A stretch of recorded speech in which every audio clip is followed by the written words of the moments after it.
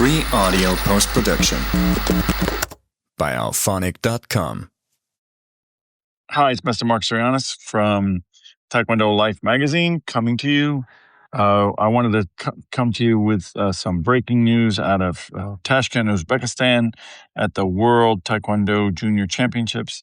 The WT has just met and they've made some rule changes which will be effective in June at the Grand Prix. I'll talk about them briefly. There's some things there that probably need to be fleshed out, but nothing really so surprising because some of this has been talked about. One of the items is that the point gap has changed for those that are eligible for point gap. We know that seniors for finals and semifinals and finals don't have it, but for other divisions that will have it, it'll go from 12 to 15 points. This is sort of to accommodate the fact that the spinning head kick is 6 points. So I guess they figured some of the matches were actually ending too quickly.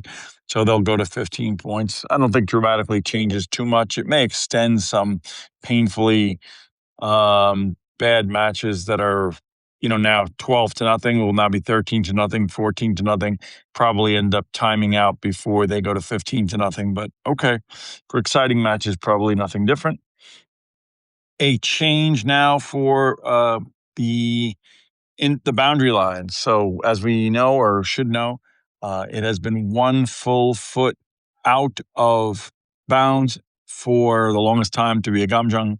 That means if your little pinky toe is still inbounds and the rest of your foot is out, you are still considered inbounds. It's not a gamjang. They've just sort of reversed it, saying any portion of your foot is out, 1 foot, you're out of bounds. I don't really see the point of this. They're saying it makes it easier to officiate. I don't really think so. I think you're going to end up with the same number. You're going to, in fact, increase the number of IVR challenges because people will say, no, there was none of the foot that was out. At the end of the day, I think athletes will make the adjustments. But you'll probably end up with subjective calls against athletes, increasing the number of gamjangs unnecessarily. Just my initial thought. The other is, there's been numerous proposals to stop end of the match avoidance by athletes that are up significantly and winning. Those situations where athletes will either run away or will do like a backstepping out of bounds. We give them the avoidance gamjang, but if they have no gamjangs, they might do that a couple of times, and that's something we're looking to avoid. So what they've done now is if it's in the last 10 seconds of the match, so that people continue to go on, you give 1 gamjang, but that gamjang is now worth 2 points.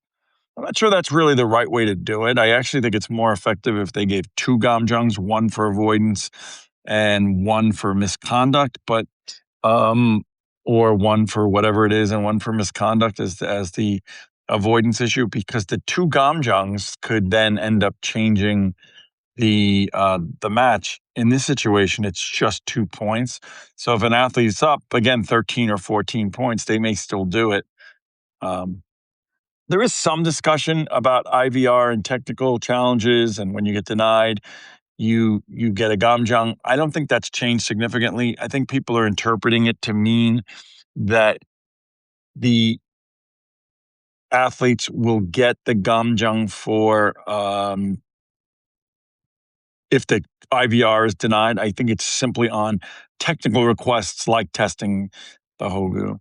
Other than that, they did introduce a change, which I don't love. I'm a traditionalist, but I don't think it's necessary, which is that we're now going to have the athletes face each other, Chariak, Kunye, Bao, and then announce the winner, Cheongsang, Hangsan.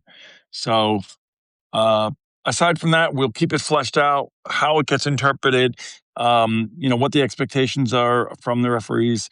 Again, we have a refresher in Charlotte in the U.S. in a couple of months, or in a month, less than a month. So we'll let you know. This is Master Mark. I look forward to seeing you on the mat. Free audio post-production